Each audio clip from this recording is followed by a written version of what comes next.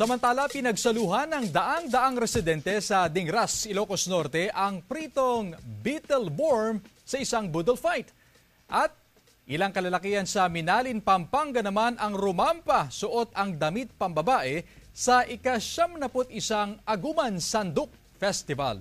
Silipin sa report ni Gab De Luna ng GMA Regional TV 1 North Central Luzon.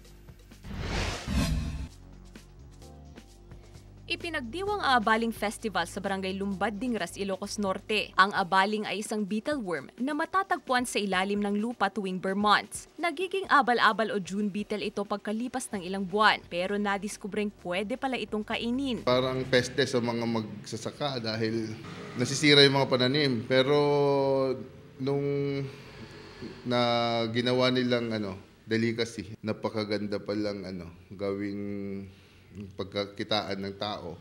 Kaya yun, sumikat ng sumikat. Kaya ginawa naming Abaling Festival. Mahigit 500 residente ang nagsalo-salo sa budol fight. Ang main dish, fried abaling. Crispy at malasa raw ito. Ginawan din ng spicy version. Masarap din daw na pulutan. Samantala, muling nagpasaya ang mga makikisig sa pagsalubong ng bagong taon para sa taunang selebrasyon ng Aguman Sanduk Festival sa Minalin, Pampanga. Ang mga kalalakihan mula sa 15 barangay nag-transform at rumampa bilang mga kababaihan. Ayon sa kasaysayan, ang pagbibihis babae umano ang naisip na paraan ng mga lalaki para aliwin ang mga kababayan pagkatapos itong tamaan ng taggutom o tagtuyot noong mga panahong iyon.